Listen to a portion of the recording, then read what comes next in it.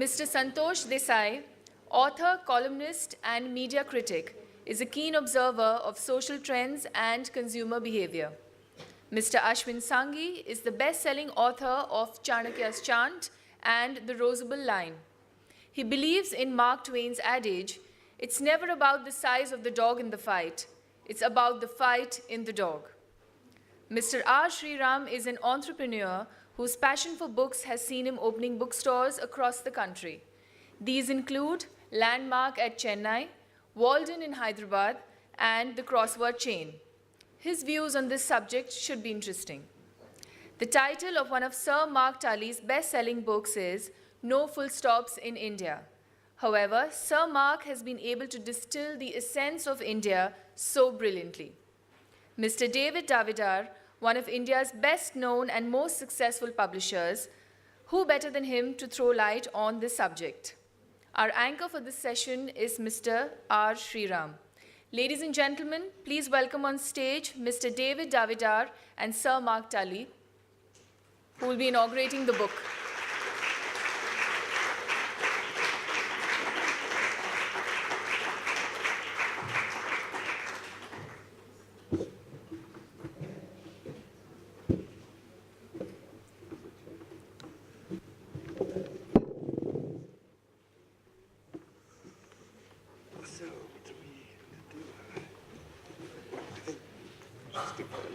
Well, it's a great privilege to be here in Mumbai and to have David sitting beside me here. And I've been asked to release, is that the right word, his new book, which I'm not quite sure really. I think actually all it means is that we both have to be photographed together. Yes, indeed. I mean, that's the important thing in publishing. You need to get a picture in the papers. Absolutely. Yeah. Well, I hope that the picture in the papers will be David's rather than mine. But let me formally release the book then, and David will say a few words about the book afterwards. It's only just come in the shops, so I am excused for not having read it, but I certainly promise you I will read it. So let's... is that right, Anil? Yes. You have to ask the master.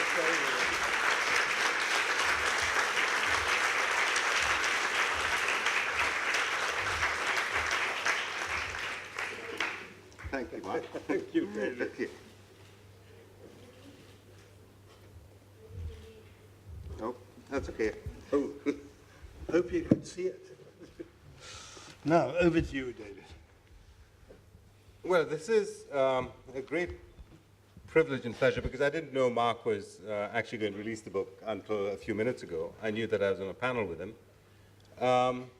But he's a writer I've admired for a long time, and that's what publishers do, which is publish writers. So it's a great privilege to have the book released by him. I guess there's a panel discussion happening soon after this, so I'm not quite sure what I'm expected to. Anil, do you want me to read from the book? Do you want me to spend 2 minutes talking about it? Spend a few minutes talking about it. Okay. Well, every novel that I've written, and this is my third, in each novel I've tried to work out something. And this is a novel which looks at the world that I've been part of for 25 years, and it comprises essentially 4 kinds of people and corporations. It starts with a writer, obviously, and then goes on to the publisher/agent, who are both intermediaries, the retailer, and the reader. So I've looked at various aspects of this world. How do writers write? Why do they write? Why do they write what they write? I've looked at agents and their role in the whole business. What makes a good agent? What makes a bad agent? I've looked at publishers. What do publishers do? What makes a good publisher as opposed to a journeyman publisher? And finally, I look at the reader who completes the circle. Sorry, there's a retailer in between as well. The reason I decided to write about this world is because I think to the outsider, that is everyone outside the sort of closed circle, and I mean the circle within the circle, who are agents, publishers, and retailers, the world is quite mysterious. Why does one book get a lot of money as an advance? Why does one book get nothing at all? Why does one book sell 1 million copies? Why does another sell 500 copies? Why does an agent turn down one writer and take on another writer.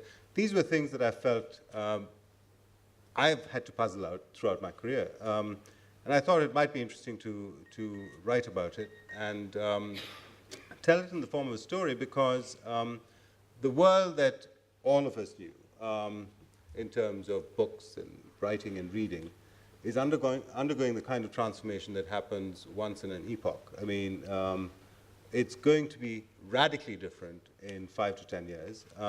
Nobody knows what the exact shape of that world will be, but you know, we can only guess at it. So that was the reason I wrote the novel. I wanted to try and work it out for myself, to the extent that one is able to work these things out. But why in the guise of fiction? Well, I find that fiction is much more interesting than nonfiction in tackling sort of things that are not quite clear, such as, you know, what is the shape of the book in the latter half of the 20th century going to be? Are all authors going to self-publish?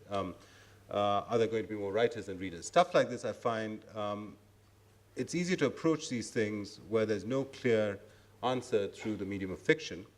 But the other reason I wrote a novel was because I found a good plot, and I remember Bono saying this when he found a tune for one of his CDs. He says, you know, when you find a great tune, you kill for it. I mean, you will do anything for it. It doesn't happen automatically, as Mark would tell you. I mean, you need to find a trigger to write a book. And I found a good plot, and I decided I was going to go for it, and that's why I wrote the book. Before I end, and I'm about to end in a couple of minutes, I want to read just one page from the book, which sheds some light on the title Ithaca. Ithaca comes from my favorite poem by a poet called Kawafi. And it basically talks about life's journey, and twinned with the whole idea of the publishing world is the story of its protagonist, a man called Zachariah Thomas, or Zach, who's the publisher of a small, well, I suppose medium-sized literary publishing house in London, England, which is facing a threat of takeover by a larger corporation. He also has problems in his sort of personal life. His wife is about to leave him. So he's trying to make sense of his life. That's one of the strands running through the book. So with that introduction, I'm just going to read this chapter, which is called Ithaca, and which is I suppose, the sort of backstory to the title of the book. What has happened to Zach as far as he has kind of lost out on a couple of counts. His company has been taken over. His wife is kind of trying to make up her mind whether to come back to him or not. So he's sort of reflecting on his life. A month later, on an idle afternoon, Zach watches a documentary about a Slovenian man called Martin Strel, whom he has never heard of before. A difficult childhood had led to a life lived on the margins, until one day Strel decided to start swimming the greatest rivers in the world. He began with the Danube. A few years later, he swam the entire length of the Mississippi. Next, he tackled the Yangtze, one of the most polluted rivers in the world, and nearly died. Finally, in his 50s, fat and washed up, he decided he would swim possibly the most dangerous big river in the world, the Amazon, a feat no one had ever attempted before. He was no Michael Phelps. He had high blood pressure, his resources were meager, his training poor, and he fueled himself with wine and beer while he swam. His son, who narrates the story of the quixotic feat, says the reason his father made up his mind to swim the Amazon was because he wanted to stop the destruction of the rainforest. But nobody quite knew how he intended to do that. If Strel knew, he wasn't explaining it very well to his people. Everyone thought he would die. His doctor made him sign a waiver saying she would not be responsible for the consequences if he went ahead. Strel signed, and by the time he got to the end of his journey, he was almost out of his mind. He returned to Slovenia, and the destruction of the Amazon rainforest went on.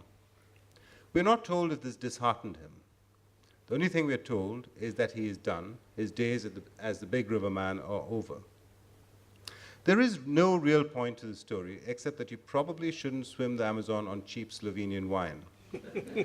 All it illustrates is that as we make our journey through life, deep down, we have no real idea why we do what we do, and even less control over what the outcome will be. All we can do is make the journey. Thank you.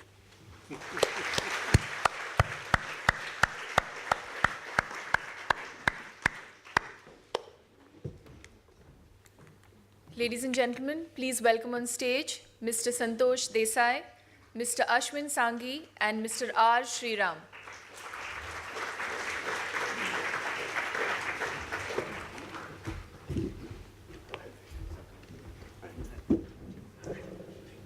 Hello again. Hi, Sriram.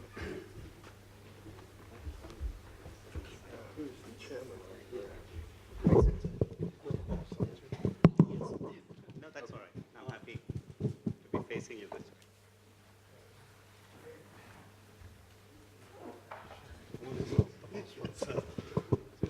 Good morning. It's a late morning, but nevertheless a good one. And we had a great session before this. And I hope we're able to provide you a very interesting session with this one too. Our discussion today is about fat books or big books. And, there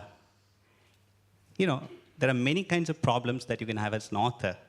But a good problem to have is that you've actually written a book, you've actually got it published. It just happens to be a little big, right? Now the question is, in today's world, can you actually sell big books? In the world of tweets, where people don't have time to read proper emails, SMSs are favored, tweets are favored, will a 500 or 1,000-page book ever see light of day? Well, assuming it does, how does one actually go around selling it? So we have a great panel here, and I'm going to be in conversation with them, and hopefully we will find some time for questions from all of you so that we can have an interactive session. Let me start with the person on the far side, Santosh Desai, who's a brand and marketing guru and an author himself. Santosh, how would you tackle this problem? You've got a big book, published by David here, and do you think there's a market for it? If there is, how will you go about creating one? No, I don't think, I think currently to say in a very categorical sense that, a fat book is not market friendly, I think is probably be wrong. I think there are enough instances of books that do well. The cliche is, of course, Harry Potter, which is the ultimate kind of an answer always when a question like this is posed to an audience that you would have imagined would be terrified of fat books. And also you have genres, for instance, the fantasy genre for some reason supports, a larger kind of content. So I don't think it's quite as simple as that. And I think this whole Twitter and versus, text kind of a debate, or the internet versus text debate, I think it's complex. It's not as simple as it appears, because at one level, it's almost a return to text.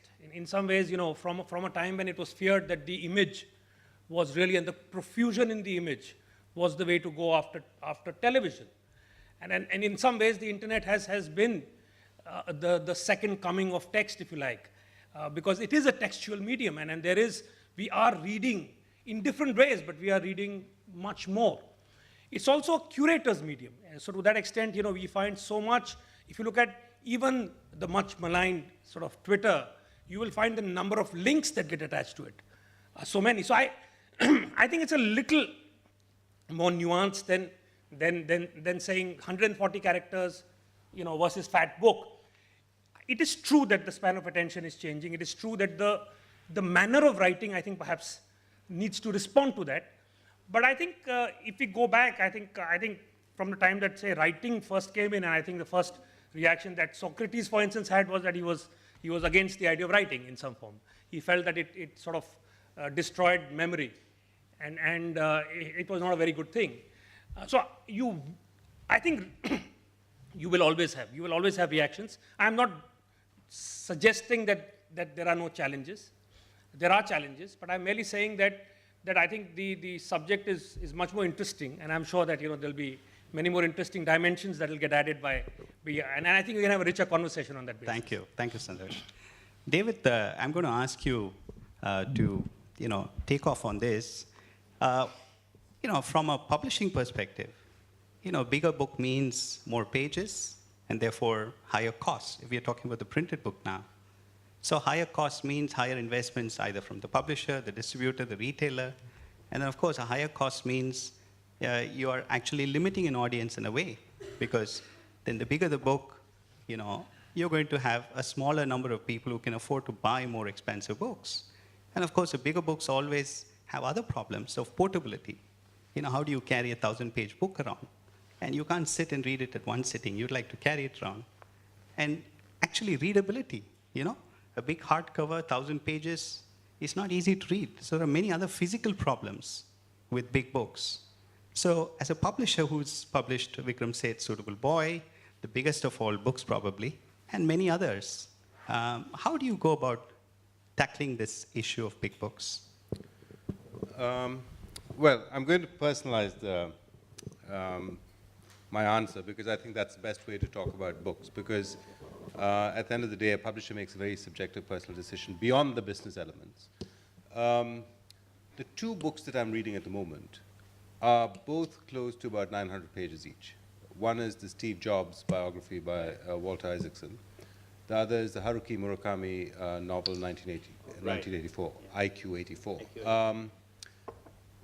The world over, these are the two hottest books at the moment. So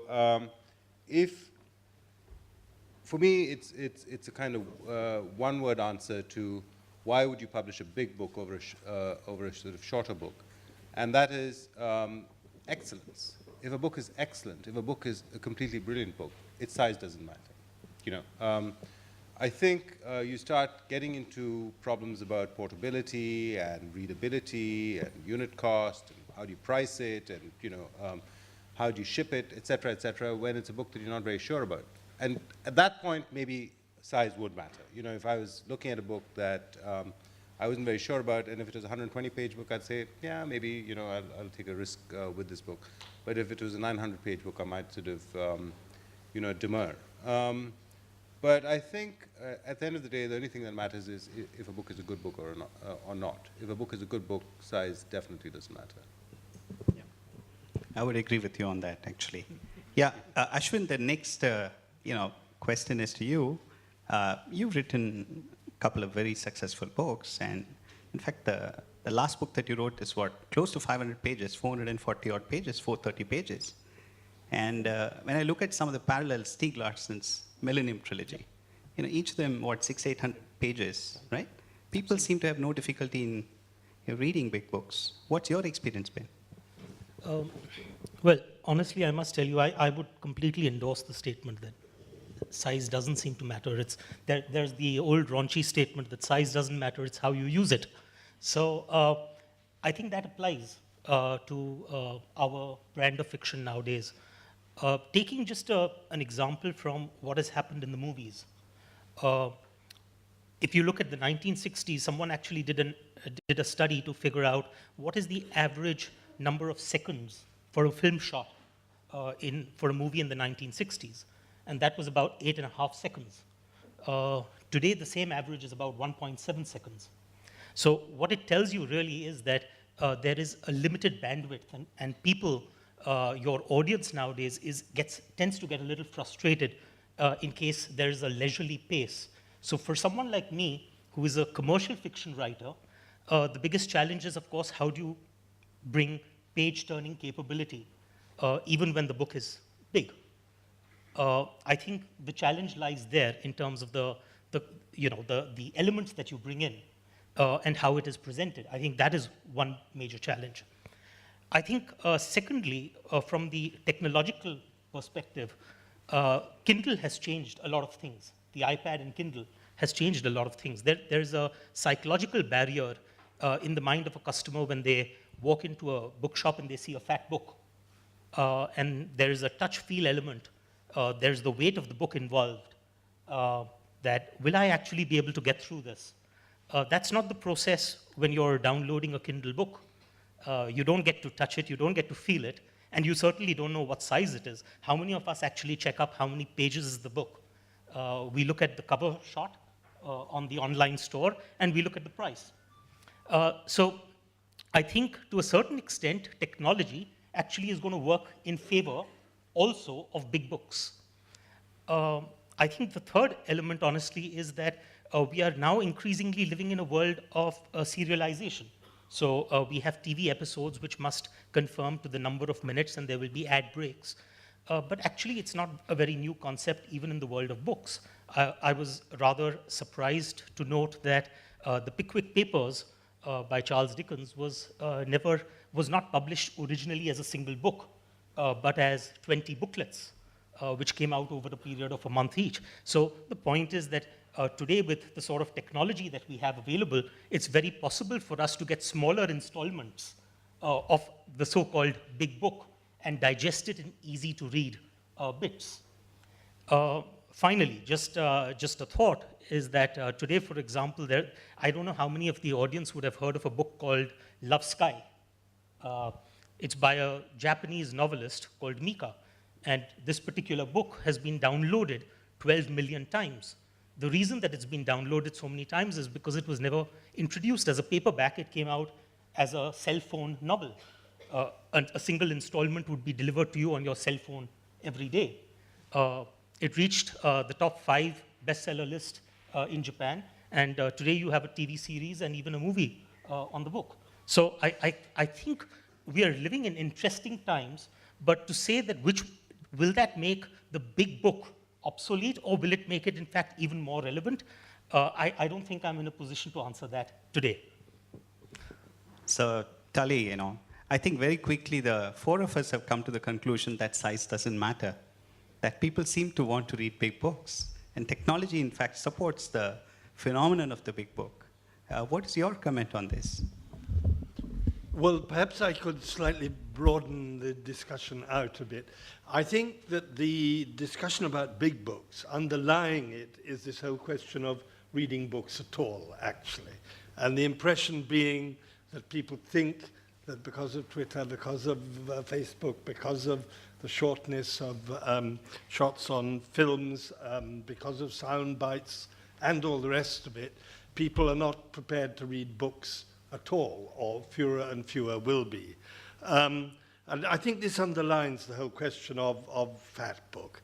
My firm belief is that just as no media has ever died out yet, and I think it's very important to remember that, you were talking about Socrates. Well, the discussion, debate as a media has not died out. Rumor has not died out. In fact, rumor is rampant on the internet. Print didn't destroy rumor and discussion. Radio didn't destroy print. Television has certainly not destroyed radio. Radio is very much alive and kicking, and none of these things are going to destroy reading. And therefore, I think that people will choose the books basically for the reason David has described, that he would publish them.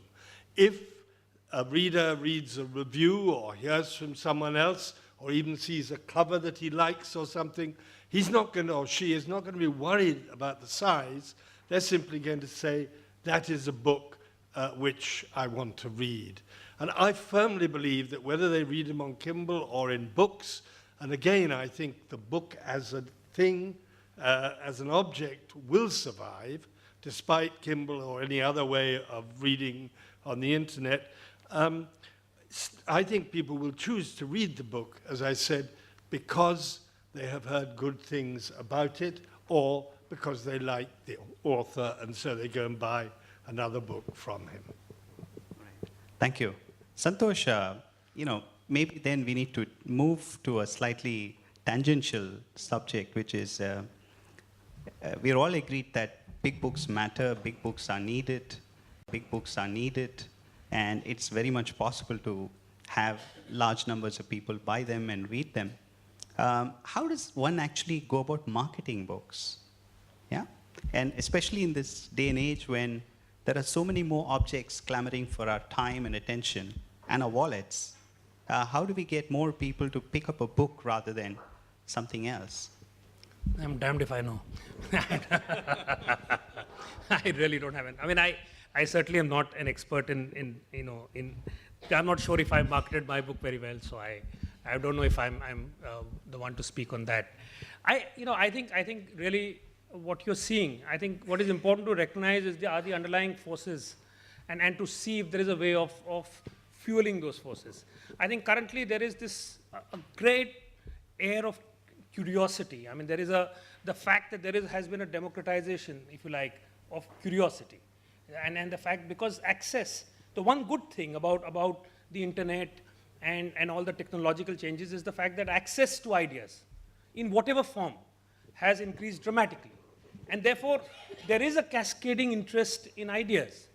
I mean, there is now, how do you consume that idea? Because the internet can provide a lot of that to you free. The question of how do you actually, why would you pay for something like that?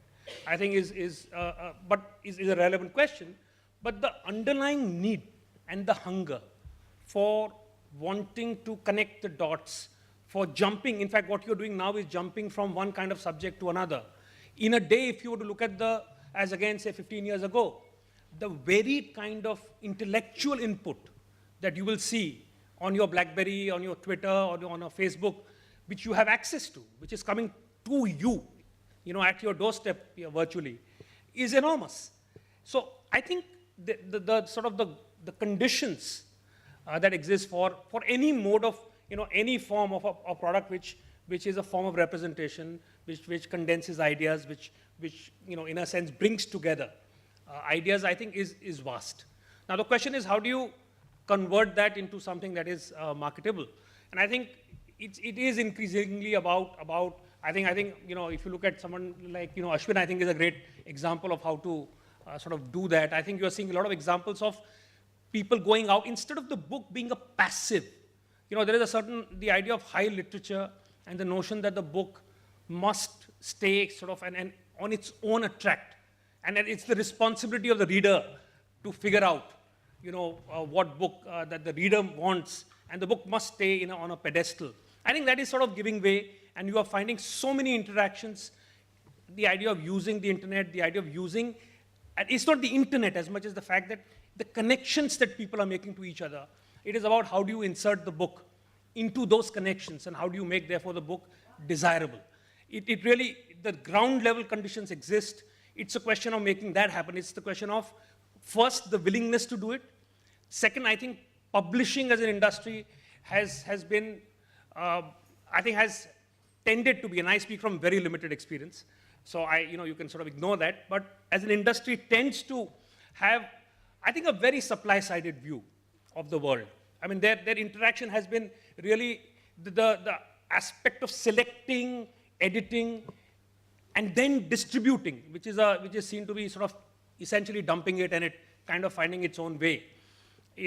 I think that needs to be vastly overhauled, if at all, marketing has to improve. So I think, and there is therefore a lot of very basic work that can be done. I mean, like, what do you have to do? I mean, taking lessons from Unilever or somebody else, who do a great job of creating demand for products that all of us queue for and pay for. So how does one do that with books? In a variety of ways. One, of course, is the fact that, in terms of anticipating reader preferences and presenting books along the axes that people are looking at, and not the way that we, from a supply side, would define. That's the most basic thing in any act of marketing, is the fact that, how do you align what you have with what people want? And how do you describe it, therefore, in terms that are relevant, instead of describing it in terms that you hold dear? So one is that. The other is visibility. The most basic thing is access. I mean, the distribution kind of a refill kind of process in just the replenishment of stock, etc., is a nightmare as far as the Indian book industry is concerned. So I think that's the most basic level of work. But I think apart from that, there is promotion. That is, right now there is a standardized template that works. So you have a launch, and innovation is rare, except some younger people coming in. But I think there is a lot of scope, from the most basic to the more innovative, to the use of new media. I think there's a lot that can be done. Thank you.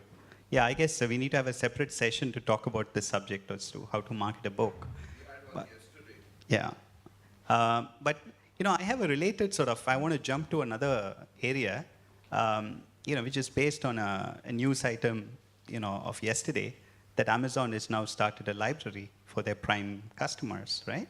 And one of the concerns that I've had is about the future of libraries, because libraries have been the starting point or the introduction to the world of books for millions of us.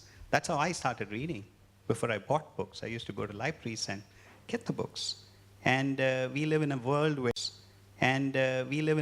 where, whether it's a developed world like the UK, for instance, they're facing severe problems about keeping their libraries open, keeping them funded. In India, we've never had libraries to speak about, so we don't have that problem.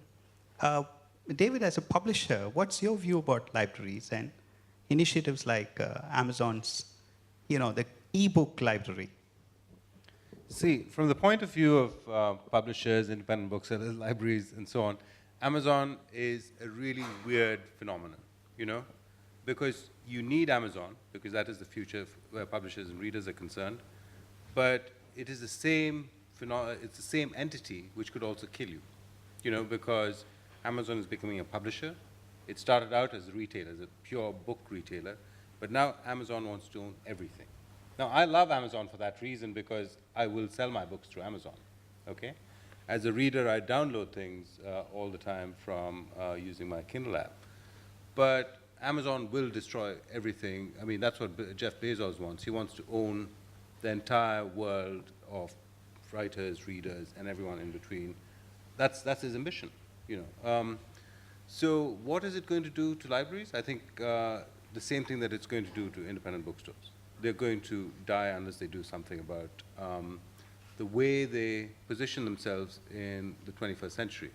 And I think the way forward, because the one thing Amazon can't do is, because it's a virtual world, it can't replicate the human interaction between, say, a great bookseller and a great librarian, and who is part of the community. So the local communities will support such booksellers and libraries and so on. And that has actually been borne out in many parts of the world. Take the US, for example. At one time, 50% of the US market was dominated by independent booksellers. Today, it's down to 11%. But they're staging a comeback. The people who are being squeezed out are the chains, who are large but don't have the largeness, if you like, of Amazon and the costs of Amazon. So I think what an independent bookseller does is builds a relationship of trust with a circle of readers. That's what a library does as well. And that's the one thing Amazon can't do. Because all you're doing is you're interacting with a bot, which sort of tells you if you like this, you like that, et cetera, et cetera, et cetera. So I think that's what the future holds. All right. With that, I think it's time to open up. Can I have a couple of mics around? Are there mics? Yeah, there is a mic over there. Who wants to ask the first question? Yeah. Harsh, yeah, it's you. I have a big book related question. I always have a dilemma when I'm enjoying a book, whether one should read it fast or slow. What are your thoughts about it? Because if you're enjoying a book and you read it fast, it's over too fast. But if you read it slow, then you might be missing out on something. And really, it's been a dilemma. I read books all the time, but this has been a dilemma I've always struggled with. I'd love to know your thoughts. I have a quick answer. I have a quick answer to that is, why not read it fast and then read it again? And the second time round, you will probably get other things out of it which you didn't get first time round. Yes, ma'am. I wanted to know what you do, not about the big books in terms of fat, but a book with a lot of illustrations, but which has a text which should be read. It's not just to look at the picture and put it away. I mean, not like coffee table, but where the illustrations are for the text, making it light, but at the same time it decreases the cost a lot, no? How you handle that? David? How do you handle the question of cost? Yeah, or I mean, how can you reach the wider public if the book is more expensive due to illustrations, but the illustrations are required in a certain sense? Yeah, that's a good question. I mean, and it's a question that often defeats publishers, because if the book is not going to have a widespread sale, the cost of actually producing the book with all those illustrations is enormous. One way publishers get around that, especially if the book is a book that can be sold around the world, is to get into co-publishing deals with publishers around the world to defray the initial, what we call the origination cost, which is the cost of producing a book. Published on the Yeah, so say you have a book which is written in English, you try and sell it in Holland, you try and sell it in Germany, etc., and then you bring down the cost in that way. Otherwise, you try and find sponsorship, you try and find somebody to take care of some of the costs so that you can keep the cover price low. But it's a problem. Mr. Tully, in the newspaper world, you're quite a respected journalist. But as we are talking about these fact and books and thin books, in the 60s and 70s, there was Sidney Sheldon, Harold Robbins. And how do you feel about English publishers? Are they still conservative? They are less aggressive than Americans, apart from selling authors to bookstores of Crossroad or Landmark, signing away the books. Do you think they are still less aggressive, very passive? Yeah, please. I think, if at all, my own personal view as a writer is that I would never have ended up getting published had it not been for the fact that there was a newfound aggression in the publishing industry. Originally, when I wrote my first book for a period of almost about a year and a half, I had to actually self-publish my first novel till the time that my publisher, Tata Westland, picked up the rights to the first book. So to that extent, what it tells me is that presently there is a new wave where for the first time we are seeing publishers who are willing to experiment and are willing to accept stories across genres. We are also for the first time seeing no stigma attached to the job of writing commercial fiction, which at one point of time, I think, at least in the Indian space, tended to be automatically given a secondary or a subsidiary status. It was taken for granted that Indians are very good writers of literary fiction. They're very good writers who have a lot of style. You can write award-winning fiction. But honestly speaking, most of my growing up years, if I wanted my daily dose of chills and thrills, I still needed to turn to Western authors, whether it was the Sidney Sheldons, the Robert Ludlums, the Frederick Fawcett's, the Jeffrey Archers of the world. I did not have a regular supply of Indian authors who could give me that sort of writing. And so to answer your question, I genuinely believe that that change is very visible now with some of the sort of titles that are coming out and the fact that many of those titles are doing exceedingly well. My question was addressed to Mr. Tully. Yes, thank you. Okay. Because being British, My sincere apologies. Hello, sir. I started You've had a much saying better answer than I can give you. no, because perhaps you are in contact with your own publisher and sending around writers to just sign the books, as I mentioned, at Crossroad or Landmark. I'd just like to say this. First of all, actually, to me, my relationship with my publishers has been much more about my relationship with an editor than anything to do with selling the book.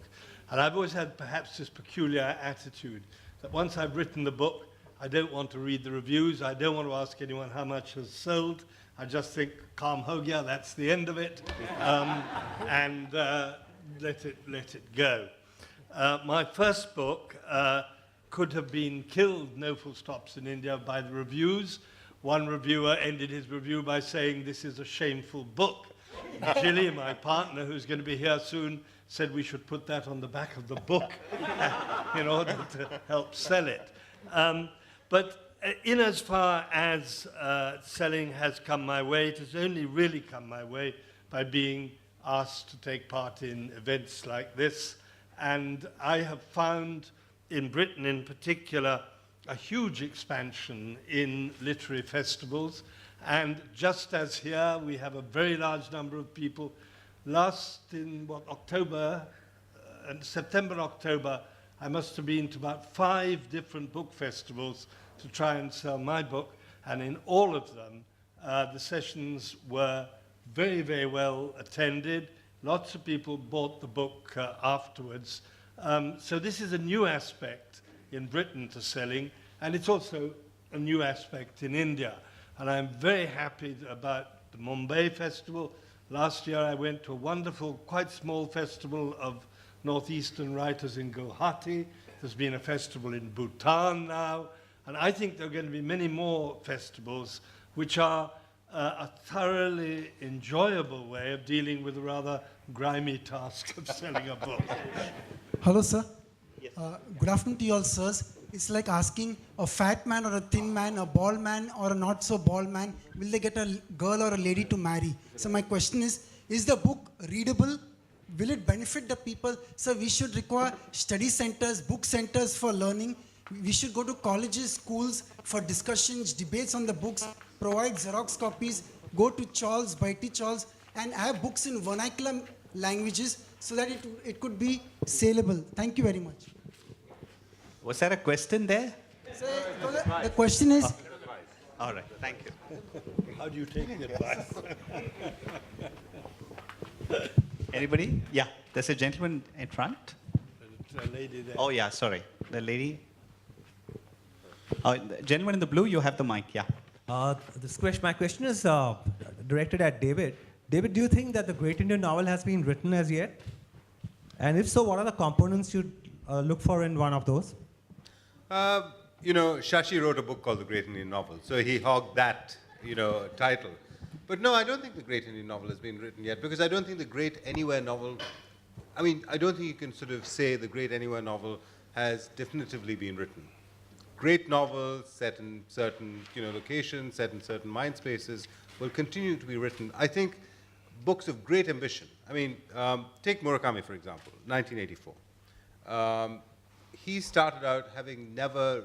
He said, "I had no intention whatsoever of writing." He was a music buff, and then he sat down and started writing because he found it came easy. And then he wrote about really weird things, cats who could talk, and really sort of the underbelly of Tokyo, etc., etc., etc. And he'd write about marathon running, and he then put all of these things in a novel and just stir it up and write 800 pages about it, And over time, he has come to be regarded as the great Japanese novelist, So I don't think you can set out to write something called the great American novel or the great British novel or the great Indian novel.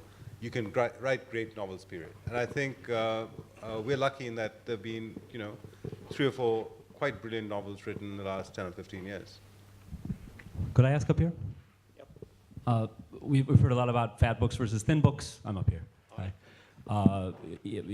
Paper books versus e-books, but we haven't heard anything about why a book at all. We've heard no less a writer than Salman Rushdie saying that maybe in this day and age, TV is a better medium for a lot of the stories we want to tell with novelistic scope, Dickensian scale, that sort of thing. So, we've heard no defense of the book as such, aside from it will continue to exist. What is it that the book has to offer compared to other mediums?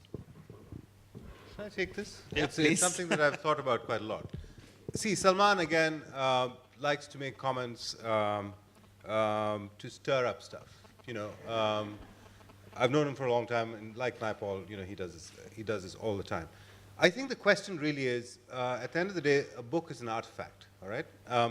It's a way of delivering content. If one is sort of being brutal about it. I think the question that really interests me is, will long-form narratives survive in an age where people's minds seem to be shrinking to very short attention spans? And it could be fiction or non-fiction. And my answer is, I think it will. Because, the human mind, just because we have Twitter, it doesn't mean that you're limited to 140 characters or how many characters there is. I think you need a bit about everything. A book, at the end of the day, is quite a beautifully made object. And when it was invented, it was perhaps one of the greatest inventions of its time, because it was interactive, it was portable, the look of words on paper had not been bettered. Now, all these things actually might be bettered. But I think what we're talking about is, will people stop being interested in long-form narrative fiction? And I think Foster was the one who made a quote, sort of whenever he made this quote. and I'm paraphrasing here. He said, when human beings stop wanting stories told, and when they stop listening to stories in the way that they've been doing for millennia, then the human race will be something different altogether. So I think that is really as definitive as you can get about this. Yeah, I'm just going to add to that. Many years ago, BBC was doing a study because the BBC radio was reigning supreme and television was just introduced, and they wanted to go and find out whether people will stop listening to radio, right? There's a parallel there. And in the course of their survey, they asked one young lady, and she said, oh, radio, of course. The question was, what do you prefer, television or radio? And she said, the radio, of course. And she was asked why. She said, the pictures are so much better. Yes. Right? Yeah. I think that's why books, the pictures are better. Yeah. I'd just like to add to that. I think that actually, if you put the visual in between the person and the word, either the spoken word or the written word, it does actually tend to have a dumbing down effect. And that's why so many people think of television as a sort of couch potato type medium, and the sort of medium where the family will sit down when they haven't got much else to do and they'll be drinking beer or eating pizzas or something and talking to each other at the same time. Whereas if they're reading a book or listening to radio, they are far more concentrated because they have to use their mind far more, and that's why they create pictures, and as you've rightly said, the pictures that they create are to them better than the cameraman or anyone else can create. And I think all of us who have ever, as I had the privilege of being, read to regularly by one's mother, one thinks of that as one of the foundational, creative experiences of one's life. And you don't think of sitting and watching the television with your mum, or even, to be honest, sitting and listening to radio. It is her reading to you. Absolutely. Yeah. If I may also just, this is an interesting vein that is opened up. And I think the nature of television as a medium, the fact that it is in a sort of a measure of perpetually moving time, the idea that it is a relentless medium which in a sense sucks up memory. There is no possibility of going back, because and everything is kind of is laid out there at a breathless speed. And there is a reason why, perhaps, if you look at, say, the way journalism on television evolves, barring some honorable exceptions, and the way it evolves on print, the way storytelling takes place in an audiovisual medium versus it takes place in a book. I think the kind of reflection, to add to Sir Tully's point, the kind of reflection that is possible, the fact that you do not get embedded inside the narrative, but your ability to stand outside it, go back, and therefore you retain a lot more of yourself in your interaction with the book than in a medium like television, where it is immersive and you are located inside virtually the narrative. And it's very difficult to extricate yourself and exercise any independent sort of a thought. Can I say something? Yeah, sure. I think it's also to a certain extent related to the fact that I was asking you before we came up here that do you carry your iPad with you wherever you go? And we've now reached a point where at one point of time, if we wanted to buy music, we bought an audio tape, and whether all 5 songs were good or not, we had to listen to them. Today we live in the world of an Apple iTunes store where we can directly get to the song that we need and download the 99-cent song. So I think what the fundamental change that I'm seeing is that at a certain point of time in our lives, we were much more of sequential access human beings. We used to go from point A to point B to point C. We used to go through a process, whereas today it's much more about random access. So I like to call this give me the dessert. I don't want to bother with the vegetables and the meat. Just give me what's important immediately, instant gratification. I think that is really where we are right now. So to that extent, I feel that the fact that we still have books is probably just one way of preserving the times that used to be, to be able to think the way we were supposed to think. And I think there is also one very important innovation that is now required, which luckily now technology allows us to do. For example, I'm currently in the process of writing my third novel, and I'm realizing that there are so many areas where I would love to have the ability of an interplay with other mediums. So for example, in case, when I wrote my second novel, Chanakya's Chant, the chant was very important to me because I felt that that evoked a certain time period, so I wanted that to be available as a download. Now, these are things which increasingly authors want the ability to be able to play with other mediums also. If I'm on a Kindle and I'm reading something, why can't I click on a hyperlink which takes me to a picture or a video or a movie track? So I believe that that interplay is going to happen much more. So those barriers between television and reading are going to break down over a period of time. Could I just say something? Yeah, please. Frankly, I disagree with that. I think that sort of thing actually ruins the whole pleasure of reading. I would go back to what I said earlier about how if you don't have these other distractions or helps, then you've got to work your own mind to create the pictures, and that is where the pleasure lies, and that is also where the impression will remain most deeply within you. If you just watch a a television news bulletin and then listen to a radio one, I can almost guarantee you that you will remember more about the radio one than you will about the television one. You may well come out of the television one saying, oh, in some places there was some fighting going on, because there's so much fighting that you just get so used to these pictures and you can't even differentiate. I remember a very senior person, the head of BBC Radio. She said something to me which I've never forgotten. She said, radio will survive provided you don't put pictures with it. Because once you start putting pictures with it, you alter the whole writing as well.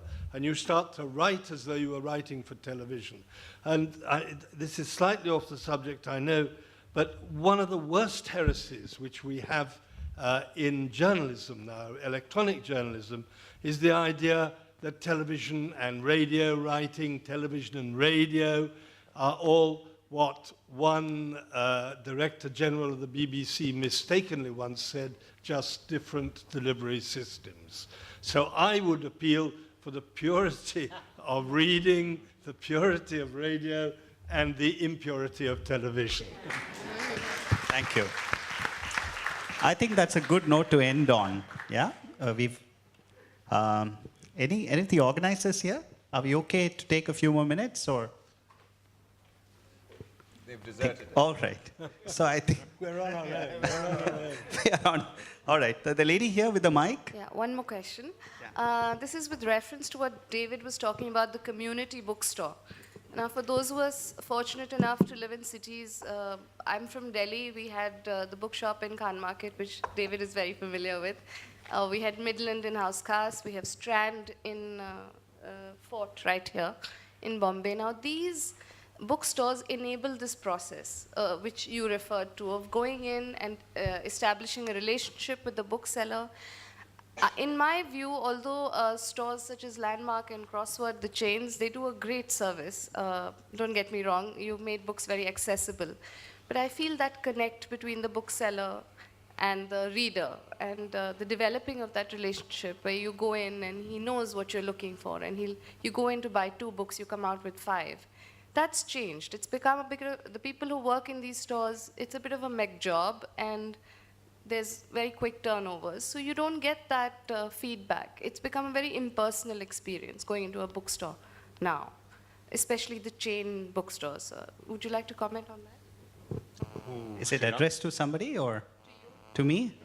Yeah, well, I can only give you another parallel, right?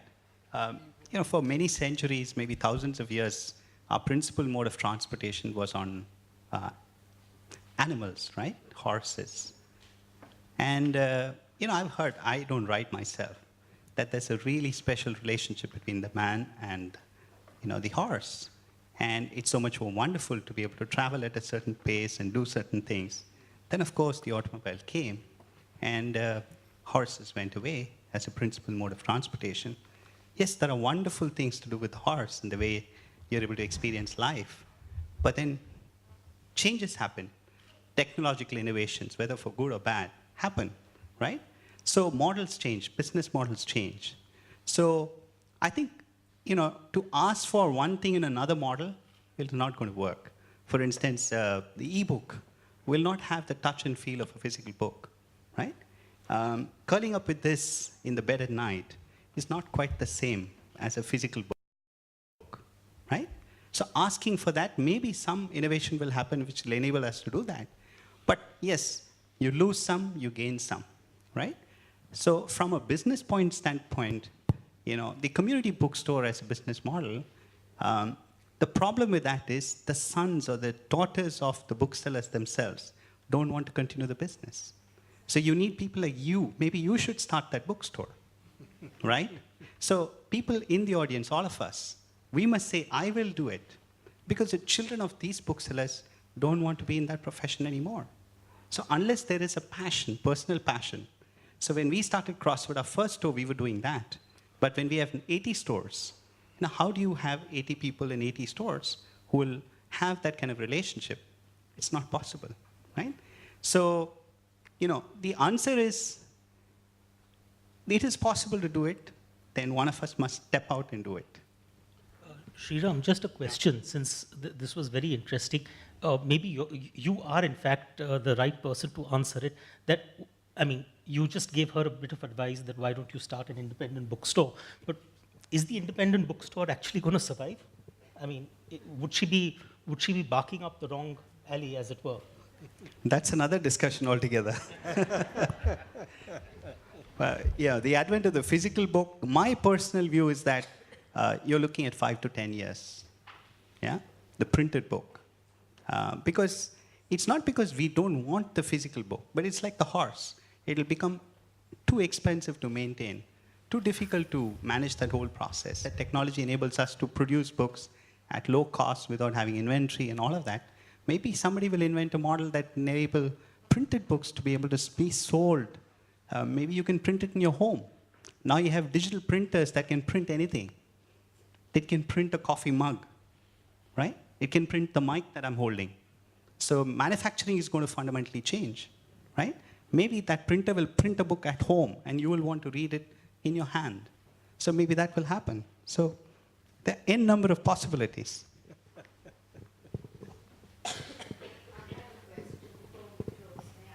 Yeah, please. Till we are ousted from here, we will continue. Okay. This is a question on publishing, sales, genre, and India, right? Why is it that when you send a pitch abroad or a manuscript, you've asked them whether X, Y, Z, and you end up getting an answer is, sorry, we don't do novellas. Why is that happening in India? Why is it that we don't have a special imprint for novellas? And why is it that the publishing industry stick to only one kind of genre in India? This is in reference to not chick lit, but a triangular force of characters, not wanting to take in a different genre, which might be magical realism or surrealism, or even a mixture of both with poetry. So, David, will you publish David, novellas? You are going to start a publishing agency. Why don't you start one that takes new writers also who write novellas? And why only talk about autobiographies and biographies? That's interesting, but rather boring. And also why, I'm shooting at you, I'm sorry. Begin to publish translations into English of European and Indian authors. We only talk about Gracias, but there's so many more Nobody's talking about Eva Braun, nobody's talking about Horakua. I mean, you have to go abroad, you got to go to Flipkart to get these things. Here you're starting something like that, that's beautiful. Why don't you encourage getting in translations as well? Okay, so you want me to answer My you questions. on why novellas aren't published, why a mixture of novels, poetry are not published, why translations are not published. Well, I think the simple answer is economics. I think we've discovered in decades of publishing that for some weird reason, and this is really weird to me, and I don't know the answer to this, especially given dwindling attention spans, short stories, short story collections, novellas don't sell as well as novels. Don't ask me why. Nobody knows. You take a Jhumpa Lahiri or somebody who has some leverage because she's won, a Pulitzer. That seems to propel her into a different kind of area altogether in terms of sales. But otherwise, I think I would be prepared to sort of publish a book that I absolutely loved if it was a short story collection. Because I'm actually in the somewhat fortunate space of not having to make a large company's profit and loss statement work. I can actually take more risks than somebody who's focused a little bit more on the bottom line. Not that I'm going to publish books that are going to sort of bleed money, because I'm not made of money, but I will sort of take risks, I hope. Where translations of books from outside this country are concerned, I think there are enough people who are doing them, and I think one has to focus fairly scarce resources on things that actually sort of matter to readership here, because I think what is happening in India, or what has happened in India over the last 30 years, is that we finally have started to get a publishing industry of our own, where we publish our own writers for our own readers, as any major publishing country does. I mean, you first concentrate on the domestic market, and then you worry about markets outside your own market. All right, I think with that we end the discussion. Thank you very much. Thank you. Thank you, Mark. That is very lovely of you.